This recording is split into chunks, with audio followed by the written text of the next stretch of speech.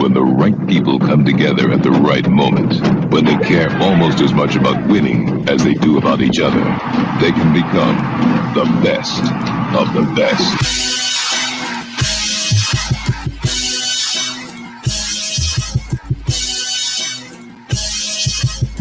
Welcome to the best soccer show, the best soccer show in the whole world. Here we go! It's the best soccer show live. Following the United States victory over Trinidad and Tobago in Orlando, Florida. Final score 7-0.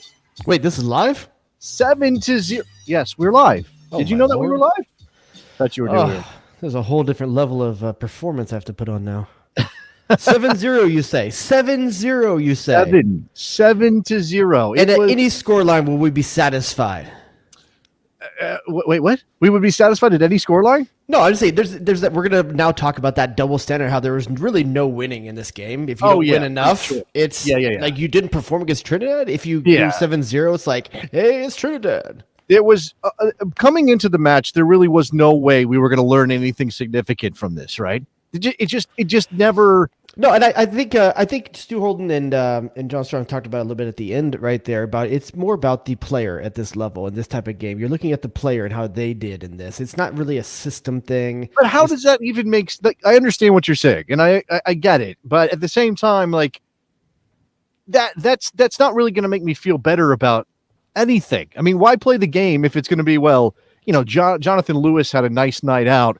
If it's not about the team system and him fitting in, and you can't really judge the way that they play as a group, if you're only talking about individuals, okay, but does that inform anything when the actual team gets together? I think it's perfectly acceptable to critique the system and how they played as a team for this one game, but it doesn't allow you to extrapolate over the system for the other games that were played in Europe and stuff like that. So you can only you have to see it as a finite thing. Whereas if the same team is playing 5 games in a row, you can talk about the performance of those same 11 players over 5 games, and we just don't have that luxury, and we're not going to have that luxury for quite some time.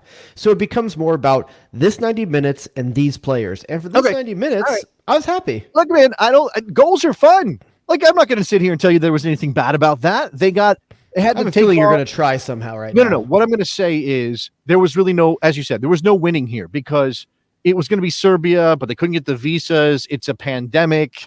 Then they go to Trinidad, who was never going to be able to put together their best team. Take note of the fact that neither Kevin Molino nor Jovan Jones from Major League Soccer, who is not playing games right now, made the trip to Orlando to play in that game. They were like, nah, you know what? Plus, they have English. I don't know about the roster, but I know they have some English national team. English national players they're going to be in a little bit. Look, this is a very good point here, and our phone lines are open at 717-727-2378. We're going to get to them in a second. But this note here from Graham. Everything Greg wanted to learn, he learned in the weeks-long camp prior. This is all about... Calm down, Greg. It's soccer. It's soccer. This is all about that training camp, right? It was all about how they took to the system he wanted to install. They probably had a stiffer competition in the training camp for the 3 weeks before this game than they did in the game tonight against Trinidad and Tobago. Fair? Absolutely. Fair? I completely agree with that. And I'll say this, to further that, when the lineup came out today, what was the big omission or the big thing that you didn't see that you expected to see when the 11 came out? Well, I mean, I think we had talked about this earlier, and in all of our speculation about this. Okay, Josie Altidore probably going to start because he's Josie Altidore. He comes up with an injury or whatever it is, because maybe it was, and instead of Daryl Dike, Greg Berhalter turns to Jesus Ferreira, and Jesus Herrera had himself a night. So I guess Greg looks validated on that front. That's not what we expected to see, was it? But we as a fan base, we've been talking about the it's a Josie versus DK camp. That's what it is. It's a Josie versus, and then Greg Berhalter says, "No, I've been watching these guys for 2 weeks. I'm telling you, it's more of a Jesus Ferreira and these other guys conversation." And props to Jesus Ferreira. I think this is one of the best standout performances a player's had. Maybe Chris Mueller was very similar to this in the other game in Orlando a while back, where it's just a standout game against an inferior opponent. But the thing I'll say about Jesus Ferreira, which was the most intriguing to me and surprising thing to me, was not just the fact he got 3 goals, the word composure.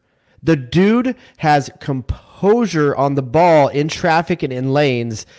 Very, very impressed today by it. But when he had the ball, how he was able to take half a beat and make it look like it was a full beat and pick out the right pass and the right play under pressure. It was 2. It wasn't 3. Give the man. I apologize. Wait, you had 2 from Jonathan Lewis. You had 2 from Jesus Ferreira. You had 2 from Paul Arriola, and you had the Miles Robinson goal from a center back. And 3 assists. I'm sorry. I'm getting lost in how many things he did well that day. Yeah. Let's go to the phone lines. Let's talk to our boy Mike from Philly, who's joining us now. Mike. Michael freaking Orozco Fiscal. Michael freaking Orozco Fiscal was not in this game, not part of the Camp Cupcake makeup. What's up, Mike? How are you, man? Hey guys, how's it going? So trying to take away anything from this game. What I keep going back to, and really it's like been the last 3 games, right? This is the 3rd game in a row they've scored 6+ goals.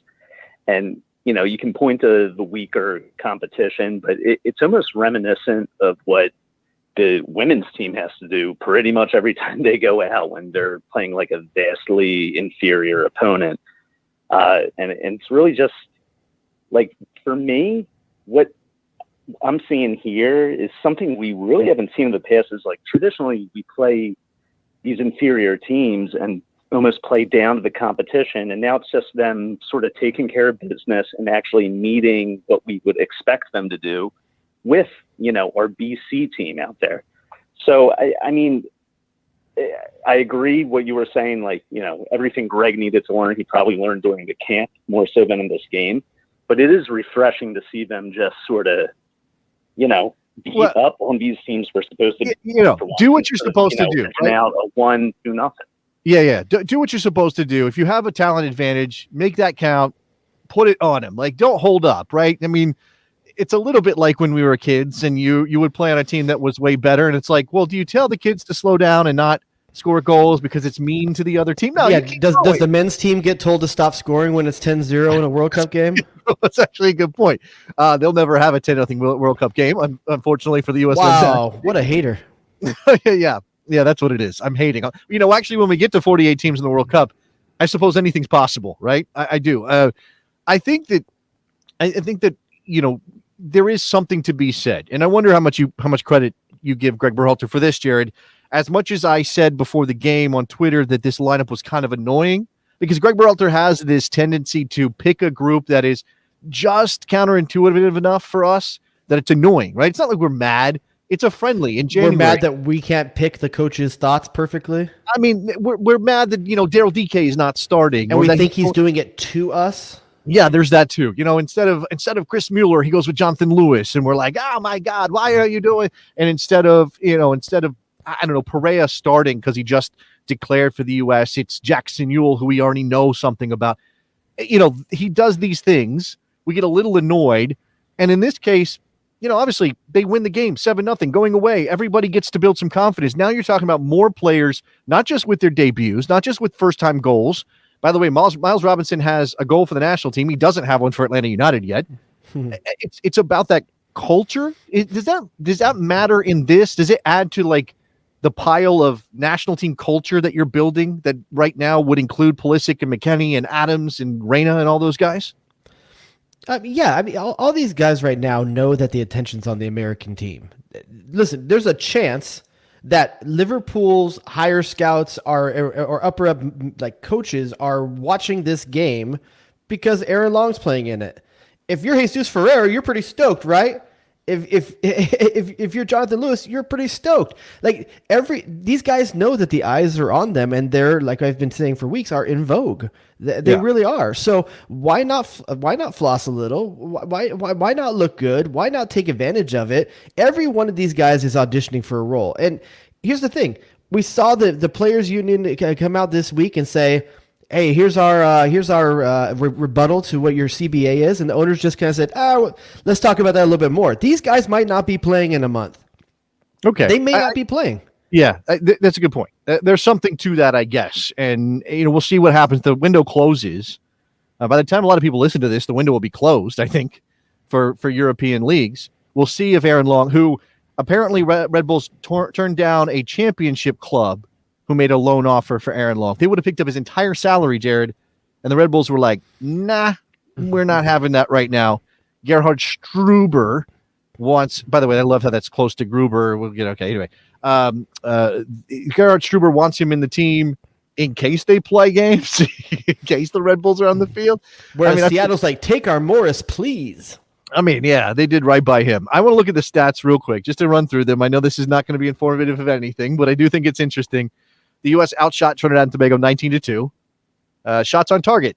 Actually, you know what? This is a good game. Let's see if Jared Dubois can guess these numbers here. What do you think the shots on target numbers were, Jared, for this game? 1, the PK. Okay, what was the total U.S. to Trinidad and Tobago shots on goal? Oh, shots on target for both? Okay, I think Trinidad maybe had 1. I can't remember if Matt Turner really making a save outside of that PK. And then I will say the U.S. had on target 12. Wow, look at you. That's amazing. You nailed it. You nailed it. You sure you didn't look at these first before? Like Rayman, dude. Okay, 12-1 shots on goal. Possession, Jerry. What would you think the possession breakdown was in this game? I'll say 71-29.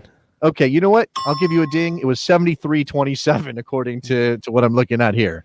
The number of what is a good day out for a team that plays well with the ball? What do you think? Not a Barcelona level. That's extra. I mean, anytime you're 60, you're stoked. No, well, I'm not talking about percentage. I'm talking about total number of passes in a game. I mean, do you have a gauge for that? Making sound. You know, I'm an anti-Opta guy. I am so anti-Opta. Like, okay. I just listen. You know me. I evaluate with my eyes, not my brain. My gut has as much power as my brain, and my gut doesn't count passes. Your gut doesn't even have a sense of an area of how many passes you would complete in a game like that. 200. No, my God, are you serious? I don't know. 586 passes. Sure. The United States completed. This is what geeks care about, dude. This is what geeks care about. Okay, jocks care about seven goals. That's the only thing jocks care about. Geeks care about jocks. I don't care about jocks. I'm just saying, like, this is the kind of stuff that people obsess over that isn't soccer to me. Like, okay, what just pass accuracy, which does matter. Okay, that matters. I believe in individual player pass accuracy. I do, but I will say overall they were probably 85%. 90% for the United States in that game. I mean, again, that says how little Trinidad and Tobago really put up a resistance in that game. It was just crazy how many times the United States was able to just walk the ball down the field, play those lag balls into space up the flanks, and just let Lewis and Herrera and Areola run onto balls, and then you play cutbacks. Obviously, that's the way that they got the first couple of goals. It was just kind of a walk in the park. Phone line's open at 717-727-2378. Tell us who you liked, what they gave you in this game. What you liked in this match in terms of the performances from these players, and maybe where you put that. Like, there weren't too many players in this camp that you were saying, okay, that's a player that is in the depth chart for the A-level squad, except for maybe Aaron Long, right? Yeah. Maybe Matt Turner as a backup. We don't think he's going to take Zach Steffen's spot. Sebastian Lletget, yeah, as like maybe the Paul Areola on the cusp. Absolutely, he's in there. And I've told you in the past, I think Jackson Ewell's in the conversation. I personally think Jackson Ewell's in the conversation. Obviously, it's Tyler Adams' job, but you're going to want another like straight up 6. Okay, do you think? But I don't think Jackson Ewell. I guess that's a question of what kind of player Jackson Ewell is. I did think that it was interesting, and there was some talk about this before the game, leading up to it, from some of these guys that were in the camp. When we talk about how the camp maybe is more informative than the match itself, the press was a part of this, especially early on. They were pressing extremely high. They were pressing with multiple players. The first goal kind of came from that, to be honest. Yes. Yeah. And I think that's a wrinkle that the United States has never had before. Can you ever remember a time the United States was pressing with multiple players? No, I remember a time where the United States put bucket midfields in to press from the middle because we were worried about being exposed if they broke the first line of pressure. And that's always the risk, is breaking that line of pressure. But as you're seeing, you got a young gentleman named Weston McKinney at the full international level, along with Tyler Adams. I don't think Greg Berhalter is as worried about pressure being broken on that front line as other coaches in the past for the U.S. have been, because the motors in the midfield that can come back and compete for that ball when that pressure is broken. I think that's something that's saying something, and Berhalter's really ready to and willing to take some risks up there. Yeah, that you can do that. when you have players you trust and can cover ground. And clearly, the United States has that with McKenny. I was impressed by Sam Vines. I really was. And granted, absolutely. once again, this was not a game where Sam Vines was asked to do basically anything on the defensive end. That can go for the entire back four. You can make that statement about the entire back four. But going forward, he looked really good, and he looked good combining with Lewis as well. I mean, he's the opening was it the opening goal that he played that ball? He had two, yeah. Okay. The one that's curving behind the back line for the first, and then he did the cut back on the second. I think the book on Vines, who's obviously a member of the Colorado Rapids. And by the way, shout out to the Rapids who are repping hard in this starting lineup today. The Jonathan Lewis, Gal Acosta, Sam Vines. That's it, right? I'm not missing anybody. Okay. The book on him is that he's a pretty good defender, but maybe not the dynamic forward attacking presence as a fullback. As certainly if you played Anthony Robinson at that position, if you played Serginho Dest at that position. But I think what you saw is that he can pass the ball. So while we might think of Anthony Robinson getting to the end line and playing across or getting the ball, cutting the ball back from there, Sam Vines picks the ball up in midfield and plays a 60-yard ball in front of a runner like Jesus Herrera. I mean, obviously that's not something. I think Anthony Robinson has the speed for the top level of the game, but Vines may have the service for the top level of the game. And listen, once again, Trinidad and Tobago, don't want to go too far with it, but I'm more intrigued to see more from Sam Vines, and I've never said that before. TNT, more like trash and terrible. Wow. What do you think? No? Somebody said that because that now I'm a father again at the age of 41, that the dad jokes have gone up a level. Do you think that's true? I don't think the quality of them have. Oh my God. You're maybe the quantity. Let's go to the phone lines. Calvin in Denver. What's up, Calvin? Hey, how's it going, boys? Doing good, man. What you got? What impressed you from that match tonight? What are you looking for? I gotta say I love Jackson Ewell's diagonal ball. He can always ping it. There's that one to Areola right to the chest. But I don't know if I put him at the 6 behind Adams. I just think that, Johnny provides a lot of physicality. Herrera also. He seemed a little shaky today on his short passes, and I don't know. That kind of stood out to me. I think Ewell is a good passer. I don't know if tonight was his best game.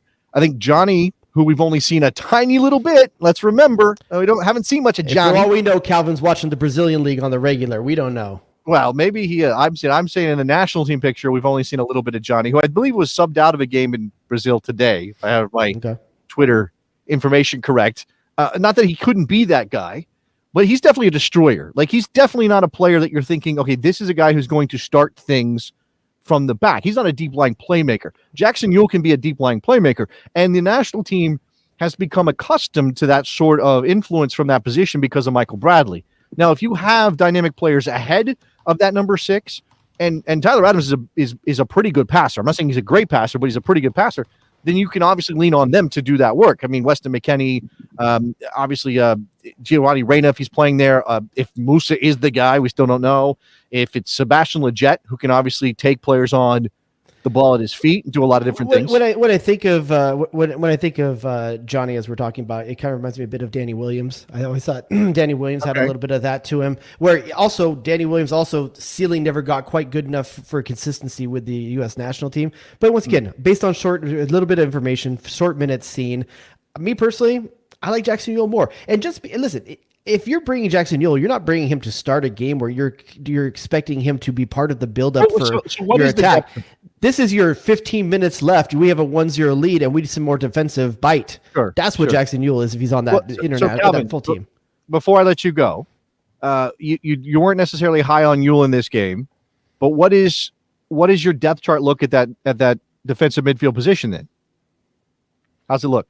I'd probably go Johnny too. I think we just need a destroyer behind Adams because Adams has got his injury concerns. But I go Johnny at the 6, and then I go Perea tonight. Honestly, showed up pretty well for me, and then I'd probably go Ewell. And I know that you guys. Wow. That's come on, Calvin. That's like you're rating a couple of pandemic friendlies pretty high in terms of what those guys did. Jackson Ewell has 10 caps at this point or something? Yeah, you've seen him a decent amount. He's done well. I think that was number 9 for Jackson Ewell. Kellen Costa has 10 caps, and look what happened there. So yeah, but Jackson Ewell's have been actually in the last 2 years. That's true. Yeah. And by the way, Kellen Acosta Fair didn't look bad tonight. He didn't look bad, right?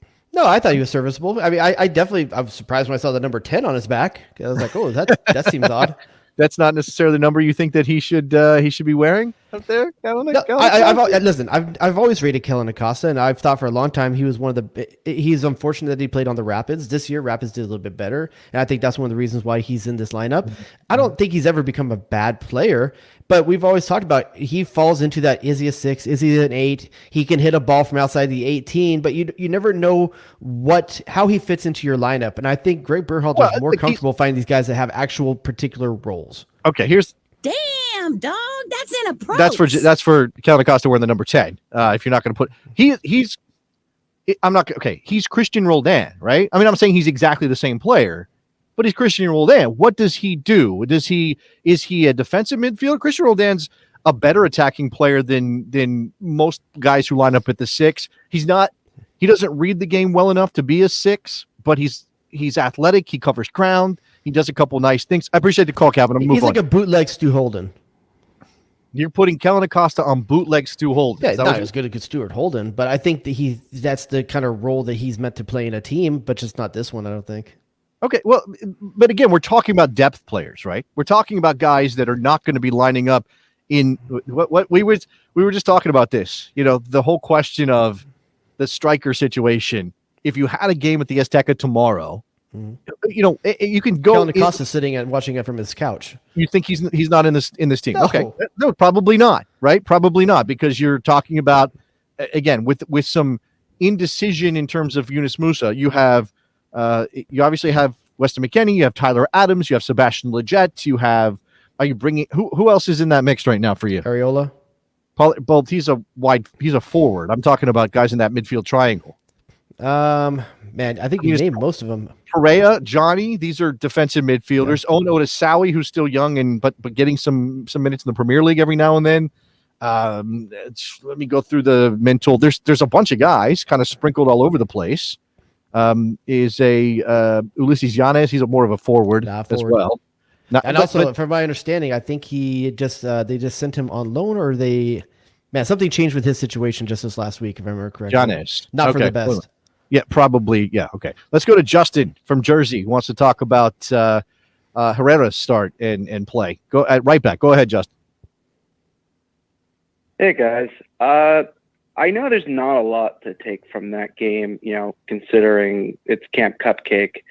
But does Herrera's play kind of throw a whole wrench into the, you know, Dest playing either on the right or left side in a qualifier? Does it? I don't think so, because if you're thinking about what's going to affect Dest on the field, I'm assuming you mean on the left hand side. Is that correct, Justin? Okay, hold on a second. I gotta hit my beats. Okay, so if we're talking about the left-hand side, Dest over there, I don't think Perea or whoever is playing Perea's position is necessarily going to affect Dest on the field. It's going to be whoever's playing the left wing position is what's going to affect Dest. Wait, what are we talking about? I want to make sure I understand what Justin is saying. Justin, what are you asking again?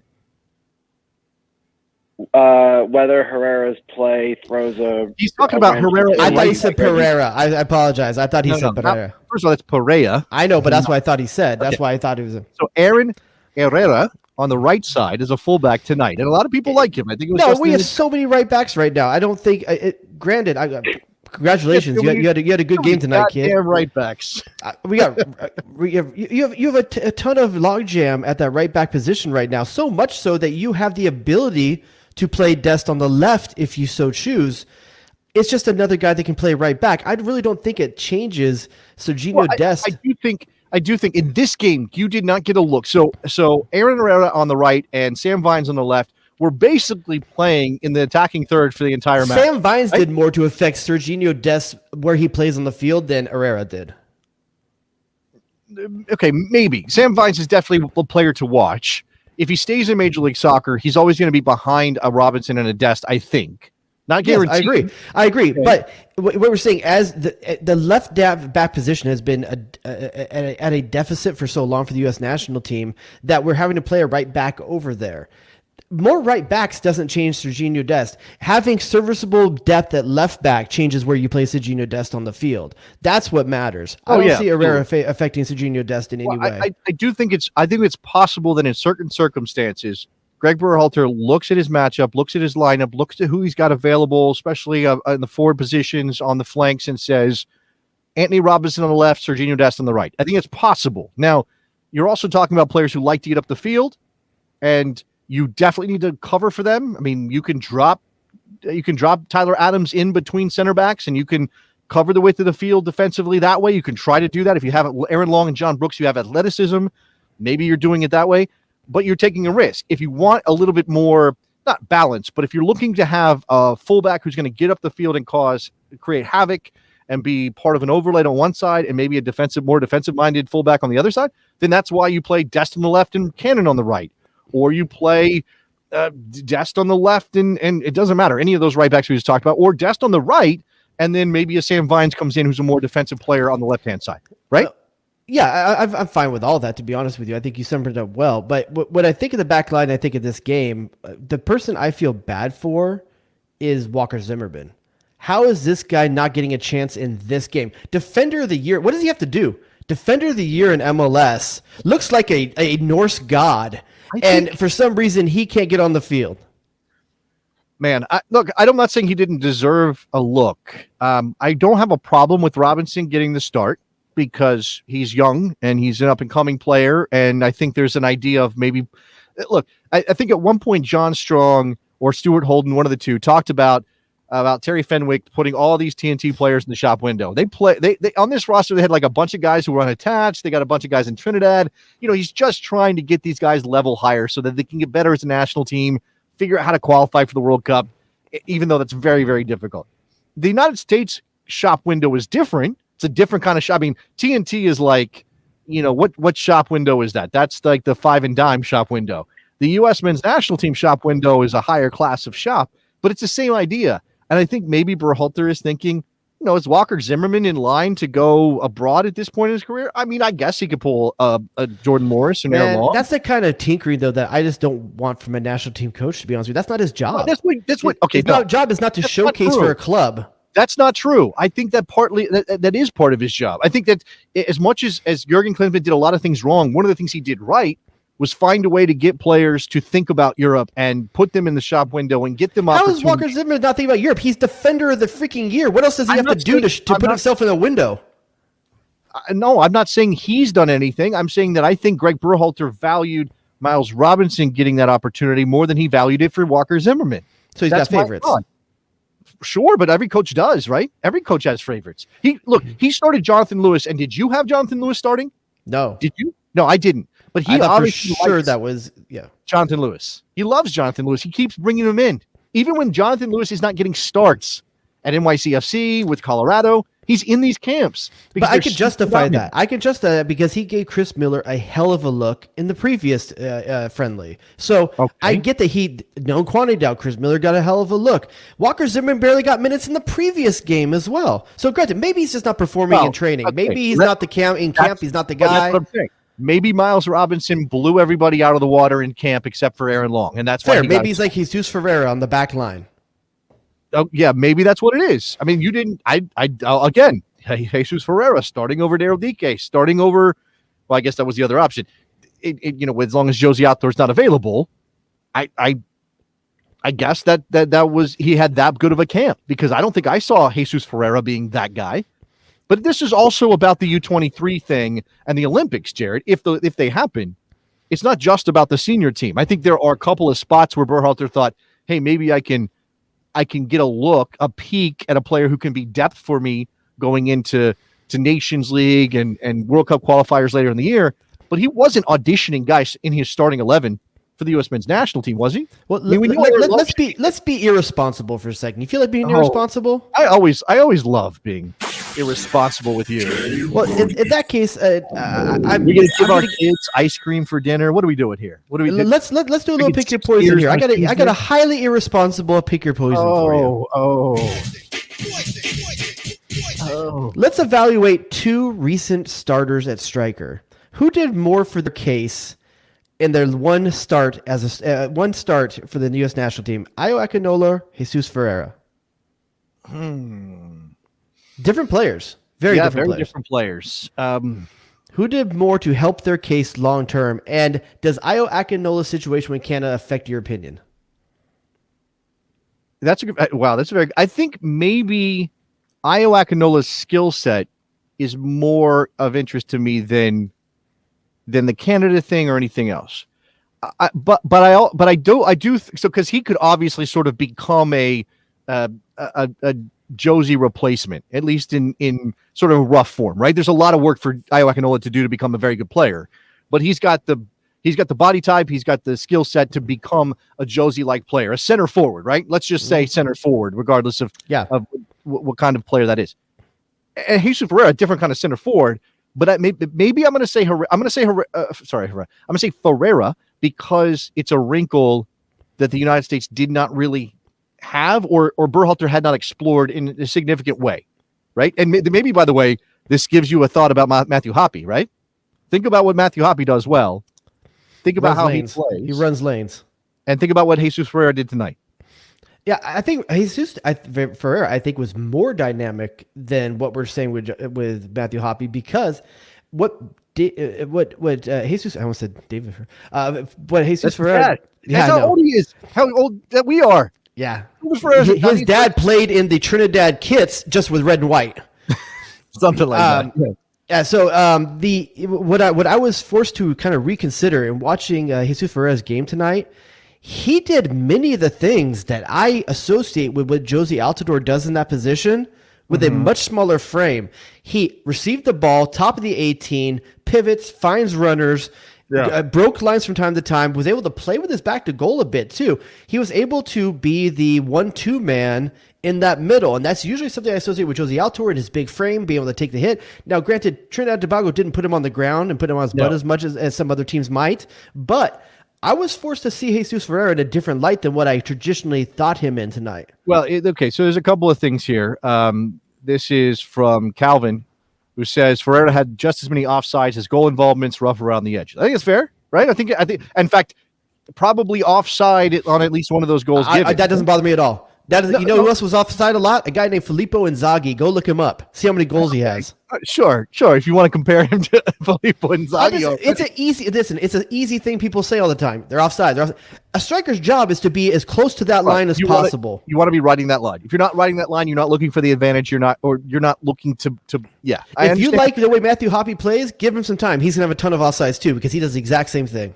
Yes. Okay. I will say that Jesus Ferreira doing what he did tonight against a bad TNT team gives you some thought about his future for the national team, but it's going to require him to stay in form. Obviously, there's lots of things that can happen in that area. That's a tough position. That middle of that front three is going to be a very tough position for a guy like Jesus Ferreira with the frame that he has and the play that he has to play in CONCACAF qualifying. Sure, but I also there's another thing at work here, and it is the press again. Okay, it's pressing high up the field. I think it's a little bit unfair, but what's the book on Josie? What's the book on Josie when he plays for the national team? I'm going to say something. I'm not going to say something. I'm not going to say what you want. I don't think he's lazy up there. No. I'm not saying you and I agree with that. Okay, I'm saying I don't say that. There's this perception that Josie doesn't do work. I think Josie tires himself out easily by running too much up front, and then people associate that with being out of shape because he's tired by the 60th minute because he's running a lot up front. That's my take. I think Josie does a ton of work that doesn't get picked up. Agreed. And then is somewhat ineffective. So you can do a bunch of work, but if you're not effective with it, all it does is tire you out. It doesn't actually create turnovers. It doesn't actually get you the ball in dangerous areas. Jesus Ferreira, being as young as he is, being half the size of Josie Altidore. I mean, Josie carries a big frame. That's part of, again, back to goal is Josie's game, or one of the good areas of Josie's game because of his strength. If Jesus Ferreira can do that in a smaller frame, fine. Even if he can't do it as well as Josie, if he adds other things, and if you are pressing high up the field, and if you're using your center forward to be your first pressing option, Jesus Ferreira is built for that better than Josie Altidore, right? Or anybody in the pool. And I think that was part of the reason when he played Sebastian Lletget that one game against Wales up top. I think that was part of the reason for that because you get the feeling in those couple starts And also, I'll say Io Akinola did a lot of work from the front too when he was in there. I have a feeling that behind the scenes, that's what Berhalter is pushing to that striker, whoever it's going to be up there, is that you have to be involved from the moment that the keeper distributes. I'm going to bring this back to Matthew Hoppe for just a second because I watched some of that game this weekend. It was Schalke and Werder Bremen, right? So you had Sargent and Hoppe both on the field. They both got pulled later in the match. I ended up drifting away. I think Werder Bremen ended up winning the game. Sure. I think, Werder Bremen, Werder Bremen stole it at the very end, I believe. Yes, right. And so Hoppe came off for Klaas van Jan Huntelaar, which was interesting. And I do worry a little bit. I don't think Huntelaar is going to be a player that plays 90 minutes or even 75 minutes for Schalke that often, but it will maybe eat into Hoppe. But Hoppe was pressing. Yeah. Now, he was often doing it by himself, right? He was basically just trying to press the ball by himself in the attacking half, but he clearly has the wheels, the motor, the battery for it, right? Think of that press with Weston McKennie nearby. So to make sure I get the scoreline. Oh, I did have a goal called back. I apologize. It was called back for offside. They did score at the end, but it was called back for offside. But think about that press from the front with Hoppe and a guy named Weston McKennie also on the field. Oh yeah, for sure. Doing the same thing. And Tyler Adams doing the same thing. Now, will Gio Reyna do that? I don't know. Will Christian Pulisic do that? I don't know. Will Gio Reyna do what? Press? That tracking. I think he can. I don't think he's asked to do that at Dortmund, though. Not as much, maybe. Also, to be honest with you, if you go back and watch the highlights from the Dortmund game, Gio Reyna flew by a guy when he was supposed to be playing defense, and the guy scored. I mean, Gio Reyna bit on a subtle hip fake. So he's obviously still learning, right? He's still a lot of these guys in Europe. They're young. They're still learning. I will say the thing about Giovanni Reyna that's interesting, since his name came up. I saw a little bit of Twitter chatter about this because they showed a graphic during that game. The fastest player on the field during that Dortmund match was Giovanni Reyna at one point. He made a run 32 kilometers. I don't know what it was, whatever the measure, right? The fastest player on the field. Yeah, that's weird because I do not associate Giovanni Reyna with being fast. Exactly. But I think Giovanni Reyna is sneaky athletic and one of the issues, and this goes back. This is a thing that Josie has to deal with that I wonder is going to stick to Gio once he kind of stops being the it kid. And who knows if he's always scoring goals and doing things for the national team, it won't matter. But his off the ball body language is weird. It's very like, I don't want to be here, kind of like it's. I don't think I want to be here. It's just that's not my part of the field. I'm interested in being. It's not. I have no responsibility in that part of the field right now. Whereas when you watch Weston McKennie, now granted, this might be what the coach's discretion and what they're telling him. Weston McKennie thinks every part of the field is his part of the field. Yes. Yeah. So, and this is the thing. They're asked to do. They're different players asked to do different things. Right. And this is the thing where action can sometimes, and I don't think this is true with Weston, but in some cases, action can cover up for talent deficiencies, right? For lack of skill in certain areas. And Gio suffers because the way he carries himself when he's not on the ball makes him look disinterested or makes him look unathletic. But the kid can fly. It doesn't hurt that he's 6'1". I mean, he's not going to look like he's going as fast at 6'1". That's another point. That's another good point. I mean, here, look, Steve says Gio strikes me as less fast and more glacial. He's not. He's absolutely not. He's actually pretty quick. But he says he strikes him, and I can't really disagree with it. I have that same opinion as well. But this is where we now get into some other things with national teamers and how they fit in. All right. So again, it's 7-0 for the United States against Trinidad and Tobago. If we're talking about what we learned, we've talked Aaron Herrera a little bit. We've talked about Jesus Ferreira. We've talked about Matt Turner can save penalties. Matt Turner saved a penalty kick in his first cap. I think you could say, without a doubt, at this point, Aaron Long is the center back next to. Did you get that from this game, or did you come into that game with that opinion? And this just I had that opinion for a while, but I should just maybe back off a little bit. The fact of the matter is, Aaron Long has been the default center back of choice over the last few games, but Mike Miazga has not been available for these games either, so I should be careful with what I say on that. But this is your gut and your feeling and your perception, not necessarily what you would do. Would you have Aaron Long starting next to John Brooks? Absolutely. I'm not a Matt Miazga believer. Well, the other option is Weston McKennie. Walker Zimmerman, who obviously you already mentioned. Yeah, but he's not even getting a shot. Aaron Long's getting a shot. I wouldn't want to put Walker Zimmerman in at this point because he's not even getting a chance to get beats with the national team, to know what the focus is and the style of play.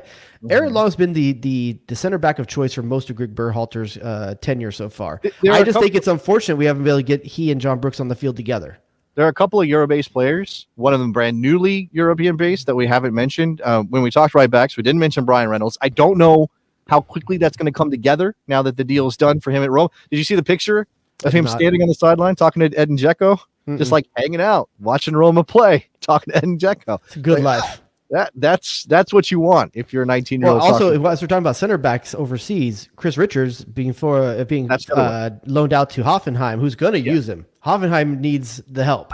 I think it'll be interesting. I'm not up on my Hoffenheim, okay? But I think it'll be interesting to see where he plays because he's versatile, right? He's a kind of all-around defender. Bayern's used him at right back a few times. He's played right back for Bayern Munich. Is he going to play as a right back at Hoffenheim? And if he does you, if you're Greg Berhalter, are you thinking, okay, now Chris Richards is a right back and not a center back? Or do you say he's still a center back for me? If I'm Greg Berhalter, I don't care. The fact he's getting minutes, I'll make my determination of being able to watch him in the Bundesliga, get actual minutes, and see what he has qualities that can be played at both. I would equate him to similar to Carlos Bocanegra back in the day. He was a center back, but he played left back sometimes for Fulham as well. You know, so I don't really necessarily think it's a big deal. Different era of fullback play. And Chris Richards is not necessarily a up the field attacking fullback when he's in there either. You're kind of taking that as, okay, this is a defensive player. He might occasionally, he's going to be an outlet, but he's not going to get up. Even the modern center backs becoming like that. Look at Van Dijk. I mean, there's players that can go up the field. They can bring the ball up themselves. Like there's qualities in that if he's playing right back and he gets a great touch on the ball and he's used to having it at his feet, that's not necessarily a bad thing anymore at the center back position. Yeah. Okay. I mean, here's a good point from Calvin. It's another Yunus situation. Stick the man at center back. So the question of where Yunus Musa plays, he plays as a wide center player at Valencia.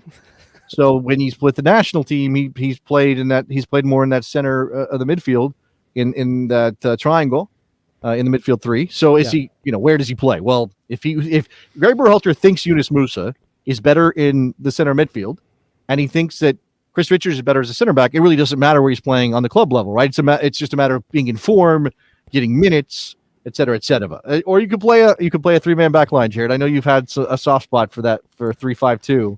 I have a soft spot for the three-man back line when Michael Parkhurst is in it. So you need somebody on that level. I'm not sure who's that guy for us these days. Well, what is that guy? Describe that guy is. I don't care how tall he is. I don't care how much he weighs. He's a guy that can read the play upfield and can make really good reads on passing channels and when to step to the ball because there's less cover. So if you're stepping, you got to make sure you know that you can step to the ball and you can get there first. Michael Parkhurst was amazing at knowing what his limitations were and reading. I'm telling you, I've told you before, I don't know that there's been a better defender that can read the game than when you have Michael Parkhurst. He was just gifted with a jockey's body. Yeah, unfortunately. Phone lines open 717-727-2378.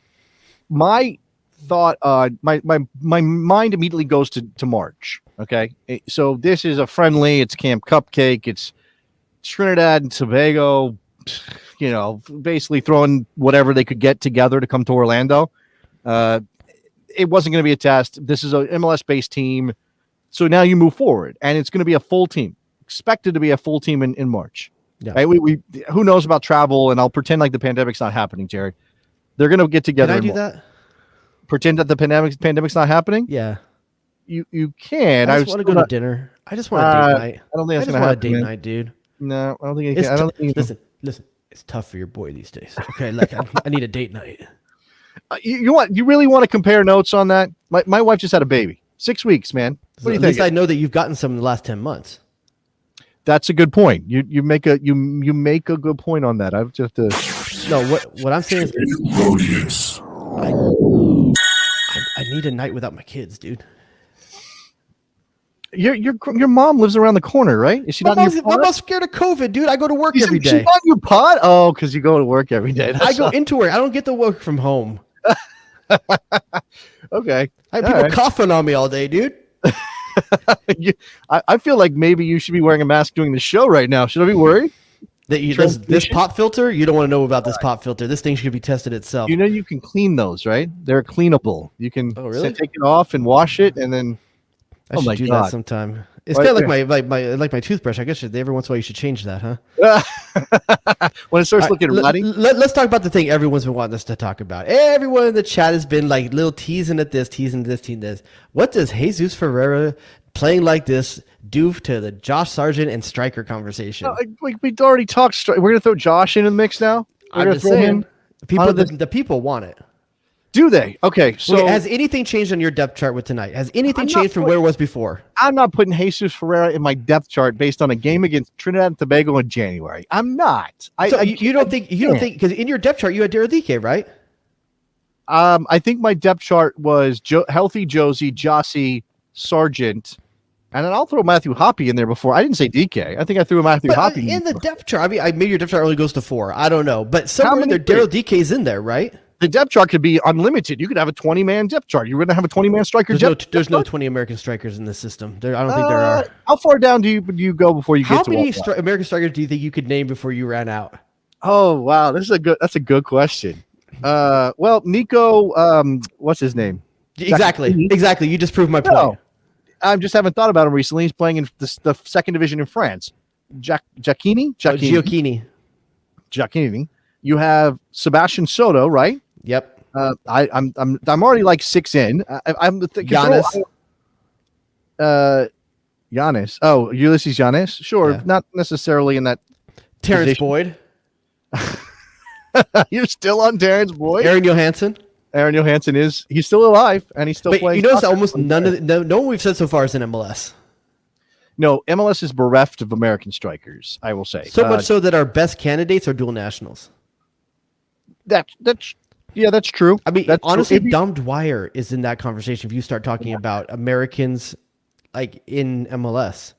I guess just MLS, yeah, for sure. But I don't know. I think I'm going 12 deep before I get to Dom Dwyer in my really depth chart. Chris Wodolowski might be ahead of him. I think there might look.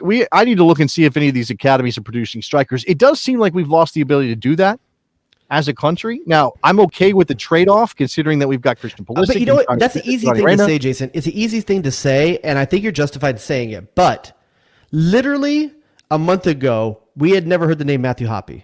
Like, are we not making them, or are we just not knowing about it, and we're not known for it, so we're not being plucked? You're right, but here's the other thing, and this is definitely about the evolution of Major League Soccer and how things have changed. When you bring in DPs and you bring in TAM money, now suddenly teams are like, we got to spend some cash, and they're like, well, where do we spend it? We spend it on a center back or a goalkeeper? No, that's dumb. Let's spend it on attacking players. Let's spend it on goal scorers. So those jobs go to foreign players, right? They spend that money on famous foreign players or on Argentinian players, and then the Americans don't have a pathway. So now you're an American player and you're trying to come up through the ranks. If you're Matthew Hoppe, the reason you don't try to go Major League Soccer is maybe because there's no club that's really looking at Americans playing in that position anymore. I don't know. I mean, again, Daryl. Yeah, but you know what? I want to address this real quick from Andrew. Oh, excuse me, not Andrew. I apologize. I clicked the wrong one. Andrew, wrong Andrew. So he says, I really like Sargent though. His team doesn't give him service, and let me first, please. Okay. Because I've been waiting. I keep getting accused of forgetting somebody, and I don't, but I do. So we'll come back to that. Go ahead, talk about Sargent. No one is more happy that Matthew Hoppe came on the scene than this guy right here, your boy Rodius, because why is that? For a year to 2 years, I've had to hear that Josh Sargent is a good striker on a bad team, and that's why he doesn't score goals. Well, guess what? Guess whose team is worse? Sure. Matthew Hoppe is on a worse team with worse service, and he got 5 goals in 3 games. Like I will say, and again, I'm not watching Werder Bremen every week, but I will say that the Japanese kid that they brought in to replace Josh Sargent in that game, I think he replaced Sargent. He's certainly playing high enough up the field to be in that spot. He looked really good. He had a header that should have gone in. I mean, I don't know. Okay, this is what I wanted to address. And our friend John Parker with the assist. Yeah. Jeremy Abobasi deserves to be mentioned on that list. The Americans, Major League Soccer or otherwise. You mentioned Io Akinola. Ricardo Pepi also deserves to be mentioned. Now, Ricardo Pepi's not at the point where he even gets a January call-up yet, because I think he's still 17 or something like that. I mean, he won the Golden Boot in the 3rd division as a 16-year-old. So he's obviously got talent, but he's not there. He scored in the playoffs for Dallas this past year. So he's going to get his opportunity. I don't know how you work Jesus Ferreira and Ricardo Pepi in if you're FC Dallas. I don't know what the mix is there, but he's one to watch. So you got two Dallas forwards. Yeah. So give them credit. And this you actually pulled up the wrong Andrew, and that's Dallas is always going to be on the list. Dallas, right? Nobody else is doing it, is what you're saying. I am kind of saying that, to be honest with you. And some random team in Orange County, I guess, is doing it as well, because that's where Matthew Hoppe came out of. But what do you make of the Caden Clark rumors to go over to Red Bull? To Leipzig. Well, yeah. So apparently he was kind of always in their crosshairs, and that him going to the New York Red Bulls was kind of just a stopover before he joined Leipzig. So they wanted to have him, get an opportunity to play. So he goes to Red Bulls, he signs to Red Bull 2, he plays with them, he moves up. And now Leipzig is just like, oh yeah, he's good enough. This is where I know a lot of people struggle with like some of these partnerships with bigger brands in MLS, like the Man City, New York stuff. Well, the Red Bull one has worked out in spades for the American system so far. I get offended on behalf of Red Bull fans when it's like Tyler Adams goes to Leipzig for $3 million and Caden Clark's going to go for $3 million. That seems like, that's a discount that doesn't seem appropriate. That's a Wall Street bets kind of stuff. That's more than friends and family. That's kind of, like, I doubled up on the, but at the same time, if you're a national team fan, hey, do it. Keep sending them. Get them over there. Let's see them in Europe. Let's see Caden Clark, who can obviously play. Red Bull Leipzig got all the stonks. Do they? Are they? Yeah, dude. They got all the shady deals, man. Are they the meme Bundesliga team? They're getting the meme players. Listen, they have found a way to make Red Bull a money launderer. Wait, hold on. Do you not understand the whole stonks thing, or what? The meme stonks, or what's shady about it? I was just saying that there's some shady financial stuff going on. That's all I'm saying. That's shady. They're just leveraging buying. So tell me the difference between everyone agreeing to buy together to mess up a stock and collusion. Tell me the difference between those two things. If they're not related entities, they're agreeing as individual people to buy it. But if you got together an investment club and everybody pulled their money and bought the stock, isn't it the same thing? It's just on a different scale. I'm just saying that is yet to be defined. I think, and it's going to be fought in the courts. Are you on the side of the hedge funds right now? No, is that what I'm saying is that I am not on the side of the hedge fund. But what I'm saying is that at the same time, you got to make sure that you are not too much in the gray on the legal side if you want this to be something that's noble. I think, yes. I don't want to look. I'm not. That's what I'm saying. That's the same thing to me. That, like, you got me wanting to do serious analysis. I don't think that Red Bull Leipzig is doing anything necessarily wrong, but they're using Red Bull as a holding and money launderer for them. Okay, you could look at it that way. It is sort of a soft power situation for a brand, especially if they're forcing Red Bull to do it. How many other players has Red Bull have on the roster that we don't know that Leipzig has told them to put on their roster and that aren't panning out? Okay, well, I mean, I don't know. I don't know. Again, I think this is all about the dynamic of Red Bull fans and the relationship, and I don't want to get into it. They're not spending money on DPs. That's not the point of this show. If Caden Clark goes to Leipzig, we might be talking about him in 2022 ahead of the World Cup. Maybe not in the team, but certainly in the mix around the vibe. I mean, that's how none of these things are guaranteed. And we haven't mentioned Mark McKenzie. We haven't mentioned Brendan Aaronson, and that's the name I skipped over the middle of that midfield, who's doing very well already at Salzburg. And by the way, part of the Red Bull system, right? Is he going to be at Leipzig in 2 years? And for me, when we talk about Yunus Musa and whether or not he is the player for that position and the middle, like forward area, that middle three, Brendan Aaronson is the one that sticks out to me as the guy you potentially put in that spot if Yunus Musa can't go. Brendan Aaronson is... So I think Musa, and again, we're working with limited information here. But when you have Musa and McKennie, this is all action. These guys are that's like an action flick duo. Like you put them on screen together, and they're taking boys. down Colombian. They are bad boys. They're taking down the Colombian drug lords or whatever. If you put Aaronson on the field, he's not going to be the action player that Yunus Musa is, but he's going to be better creatively, right? He's the better creative player. Yeah. I think that's an interesting wrinkle. And by the way, if he moves Giovanni Reina out to the right-hand side, which is where he played for Dortmund this weekend too, it's the same sort of role. I think that's his future for the national team too. Yeah, probably. But Brendan Aaronson has flexibility in those areas too. You don't have to play him through the middle, but I think his vision works for the middle. And again, what I was going to say is since we missed talking about. We mentioned Chris Richards, but we didn't mention Mark McKenzie. We didn't mention Brendan Aaronson. It took us a long time to think about Brian Reynolds, who is still young and developing. But all of these players are going, we think, knock on wood, going to reach a level they're going to impose themselves on the national team discussion. And there ain't that many spots, Jared. And we haven't talked about Conrad De La Fuente either. No, well, I'm not sold on De La Fuente, but that's either. Okay. But I feel like I have to mention him. You got a guy at Barcelona, you should mention him. Well, sure, but maybe he's there because they're paying Lionel Messi $500 million or whatever. I'm just saying, he got the right jersey on. He does. He does. But he of the two, he is definitely not the one we're focused on when it comes to. And listen, if he doesn't get minutes at Barcelona, the fact his resume says La Maesma, like he's going to get moves to other places after this, and then you can actually see what he can do when he gets minutes. Did you try to say La Masia? Is that what you tried to say? I don't know. Did you say miasma? I got Matt Miazga on my mind. By the way, have I told you that I refuse to say the Chelsea coach's new name? Why? I'm just gonna call him Stanley Tucci. I have limited space in my brain anymore for names and weird names at that. I'm just gonna call him Stanley Tucci going. Why forward. is that weird? Thomas Tuchel. Why is that weird? I don't know. A T, a C, and an H don't go together for me. I've never seen it in my life. I can't do it. It's very I mean, the sound your mouth makes is very maybe that's what the French in your family prevents you from saying. I hope Pulisic and Tucci do great things together. Pulisic setting up a goal on the bench again. Do you worry a little bit? Oh, for sure. For sure. I wasn't that worried when Tucci came because I was like, they got a partnership and they're going to do well. But now Tucci treating my man like he's like second-class citizen and put him on the bench and right back. I don't know. And listen, Americans, hold your roll a little bit. Okay, that assist today was nothing. That assist today was nothing. No, but he looked good otherwise when he looked good? Marcos Alonso that put it away. He looked good. Okay. I don't... Yes, I know. Marcus Alonso, who couldn't get in the team under Frank Lampard, suddenly... Not my problem. The fact is, Pulisic passed the ball 10 feet on a square ball. Okay, good job. Yes, but you also have to make the right choice. He made the right choice. I'm not saying it's the glorious assist we should all be celebrating. And it's been a little while, so I'll give him his due here. But he made the right choice, and that's what you want to see because I worry about form more than anything else. He's still good. He's still going to start for the U.S. men's national team. I'm not going to panic.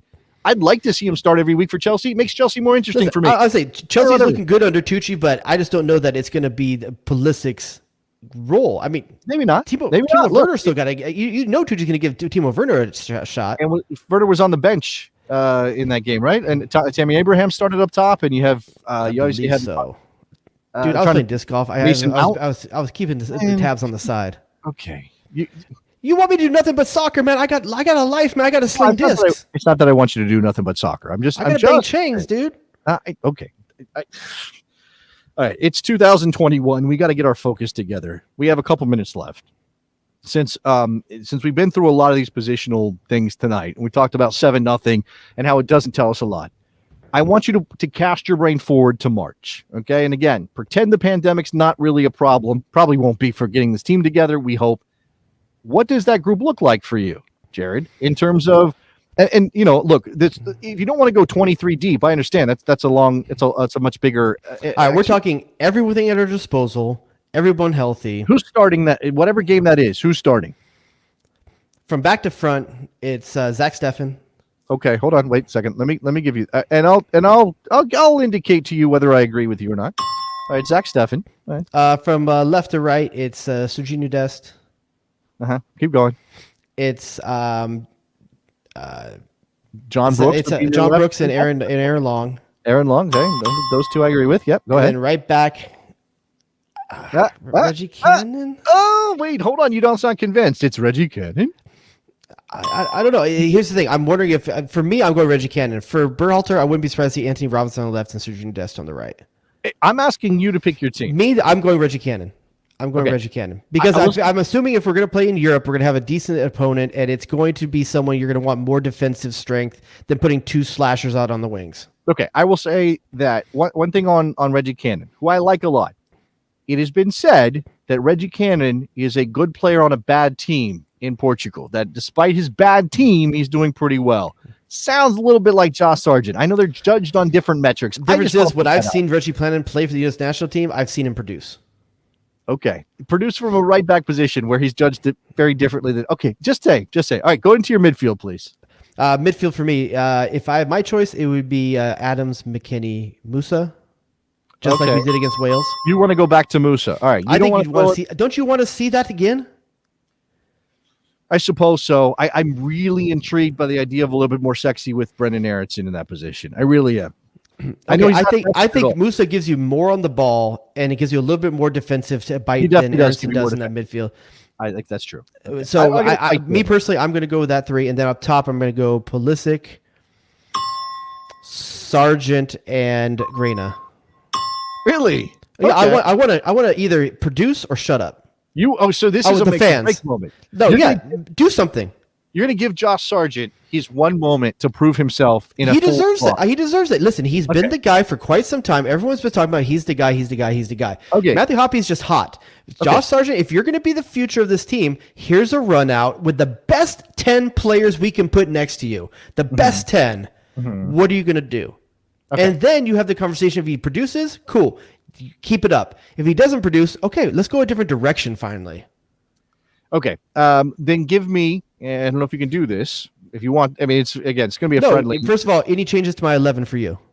No, I think I'm with you on all of that. I really do. Obviously Pulisic and Reina have to be in there. I can make an argument for Aaronson, but I understand what you're saying with Yunus Musa because of the way it worked against Wales and Panama. I will say that obviously it's McKennie and Adams have to start. Brooks is a lock. Long is my center back of choice, just like you. I think that's the guy. It's the fullbacks, and really it's just maybe it's preference more than anything else. I like Serginho Dest at left back because I think he's more competent, and we haven't had a sort of two-way competent left back in a very long time. It doesn't mean he's going to be as dynamic going forward, of course, but I'm willing to sacrifice that a little bit, which that means Reggie Cannon on the right because he's your best. And your front 3? Did you say your front 3? Yeah, it's the same. Same. Now, so the exact same lineup then. Yes. So if we were going to go down the bench. Now, this is the era of, it's just friendly, so it'll be 6 substitutions regardless, but it's also the 5 substitute I'm going to lose track of how many people I'm saying just off the top. I got 12 to fill. Keepers going to be Matt Turner plus 1. I don't know. No. I'm not asking to go down the bench on every position. I'm just asking who you would want to see come on. Who would you want to see get minutes in the game? So you're basically your second choice. If we're ahead, I'd like to see in the game, I have to think it's probably a midfielder. I'm trying to think. I think we'll take Jackson Yule personally. Maybe he takes Johnny, but I would like to see Yule if we're ahead. As maybe you bring Musa out and you put someone like Jackson Yule in to secure the game. I think that's a good 1-for-1 trade there.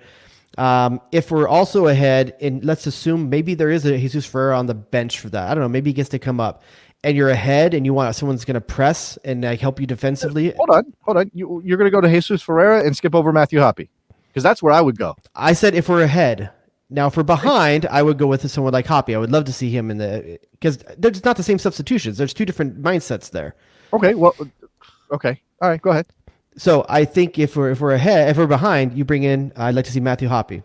If we're behind, I'd like to see Brendan Aaronson. Okay. I think that's reasonable. I mean, if I'm thinking of this as a friendly and an exercise and not just trying to win the game, but also get a look at players, and that's kind of where I was going with this. I want to see Morris get a chance to play with what is close to the best team possible. Reyna's going to start. But not start. No, Reina should start, but I think Morris can get a look. I also want to see Aaronson, so Musa can start. Aaronson can come off the bench. I want to see Hoppy, so you can start Josh Sargent and bring on bring on Matthew Hoppy. I think beyond that, everything. I don't think Altidore in that 23. For a friendly in Europe at this point, maybe not. But in I think Zardes is. Where you have to win that 23. I think you have to bring Zardes. If you're bringing a full, and you have the ability to bring one, COVID aside, you have the ability to bring anyone, you bring Jesse Zardes. He is the best scoring striker in the U.S. system right now. Yes, I know. I think that's probably true. I think it's probably true. That's kind of the way I see it. That's about everyone I have on that list that I kind of want to see. Do I really necessarily want to see a team with Chelsea Zardes in it? No, but I think you have to bring him. That's just cold. It's gold. He's a good player. I know he's not in Europe. And that's going to be a thing. But all right, anything else we should hit before we get to the end of this post-game episode of the Best Soccer Show? No, all I can think about is I just really, really, really can't wait to see a good, meaningful game against a meaningful opponent. That's the only thing that's really missing for me right now in really putting faith in this national team, because there's so much to be positive about. There's so many good things happening. Players are just coming out of the cracks in the cement right now that can, in Europe, like, oh, there's another American. Well, it makes it a little bit more complicated. And watching the game and the build up to it, Alexi says some things people don't like, but I think he's absolutely right to say that there's pressure here to use the talent available to get the United States at a higher level than just qualifying for the World Cup, which is a strange thing to say because we missed the last World Cup. Listen, the U.S. is, like I said this a few months ago to me, when I look at the U.S. right now, I'm not saying they're the same thing, but I get the same vibes as I got Belgium circa 2014. Like, that's what I feel when I look at the U.S. And I felt bad saying that, and I still feel bad saying that, because I feel that a lot of people are going to call me alarmist or like over-promising or like out of touch. Hyperbole. But there's something there. And last time I can remember thinking that was that Belgian team in the mid-teens right there, where everything was coming up just right for them, all at the same time. Yeah, lots of good talent in that team. But just like the Belgian team, though, there's a problem with veteran leadership and having old enough guys that can take you to where you need to go. They came up short, and having the veteran leadership. I mean, one player I'm forgetting now on the captain of that team, in the center back, but Company, Vincent Company. Yeah, Company. Company can only do so much as a leader. You've got to have it all through the field. You've got to have a few of those guys in the team, and that's what I worry about the U.S. Like, who is that veteran leader that's going to be on the field? That's an argument for Josie being around, whether he's a starter or not. Certainly, I think midfield you are lacking some of that experience. I think Weston McKennie is a leader, but he's a different kind of leader than a Michael Bradley would be, obviously. Mm-hmm. So there's that. No one's mentioned Michael Bradley's name, and I don't think anybody really thinks he should be in a first. In those lineups that you and I just gave, those starting 11s we just gave, who has your armband? John Brooks, probably, with the most experience in the outfit. No, I can argue that too. But if you're talking start now, setting the tone that he is your guy for the next 2 cycles, 3 cycles. That's not why Franken OC says stuff like this. Based on the group for the United States in qualifying, I don't think they will qualify. I think he's wrong. Now, I thought they were going to qualify for 2018. I think the talent is obviously enough to get them through. That's not the question. The question is, can you go to Honduras and get a result? Can you go to Mexico and put up a fight? Can you beat Mexico at home and Costa Rica at home to be sure, so you don't have to sweat in the final match day? It's 8 teams in the octagonal, but it's the same number of spots as before, Jared. So this is not the expanded World Cup yet. I'll say this about CONCACAF qualifying. And it's a little bit weird right now because of COVID, so they're not getting that exposure I would normally say, because I'm starting to defeat my old argument here. But the Weston McKennies, the Christian Pulisic's, the Gio Reynas, they will have played, hopefully, by the time qualifying comes around, in environments far more pressure-based than CONCACAF qualifying. But it never seems to translate. I mean, Timmy Chandler played in the Bundesliga. He goes to Honduras and he melts. Like, that's we one know player, this. Dude. I know. Jermaine Jones didn't melt in CONCACAF qualifying. Well, Jermaine Jones is a T2. He's a cyborg. He's not a real person. So there's that. I just say I feel like in the past we didn't have players that have played in pressure scenarios in pressure stadiums. And CONCACAF was tough for us in that regard. I still think it'll be tough, but I think these guys may be more prepared than these guys in the past have been. And this is Calvin's getting a lot of run here, but this is a good point. He's saying that because of COVID, Major League Soccer's made every effort to play. Mexico's playing.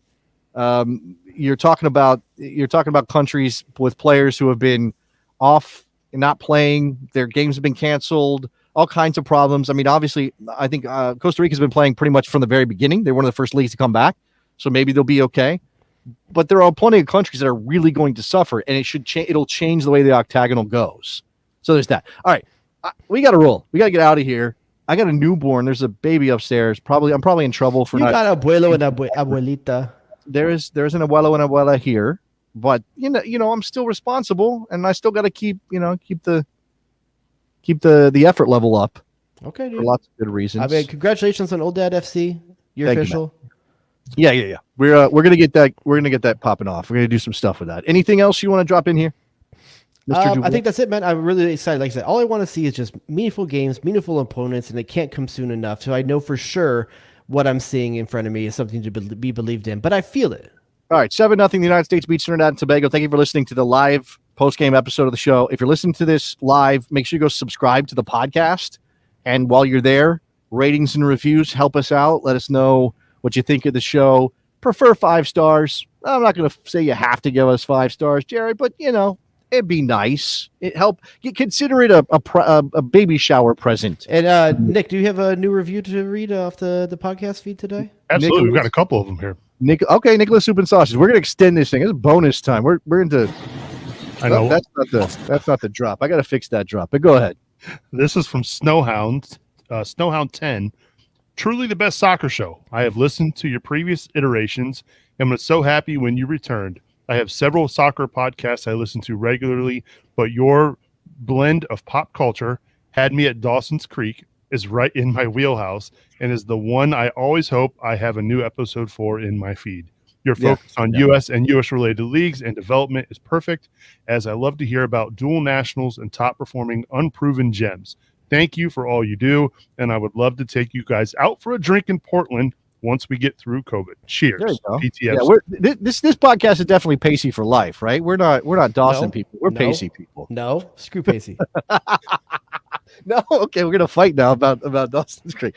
All right, anything else, Nicholas? Nope. Just congrats on the new edition, buddy. I appreciate we did do a show last week, and so we're glad to be He's back. He's already a week old. I feel like it's old news. Like I feel like we should be moving on from my newborn child and talking about other things. Wow, Jason's already over his kid. No, I love my kid. Tiago is the best. He's gonna. I don't know. He's gonna do something amazing. Probably. Good genes and all of that.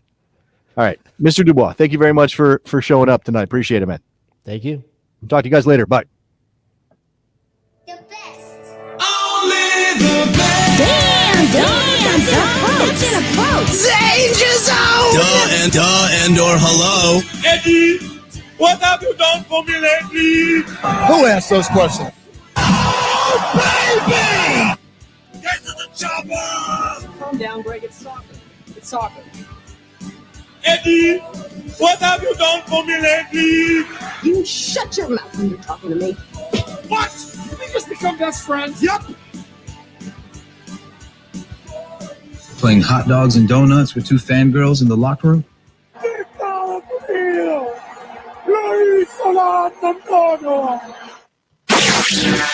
Jay Rodius.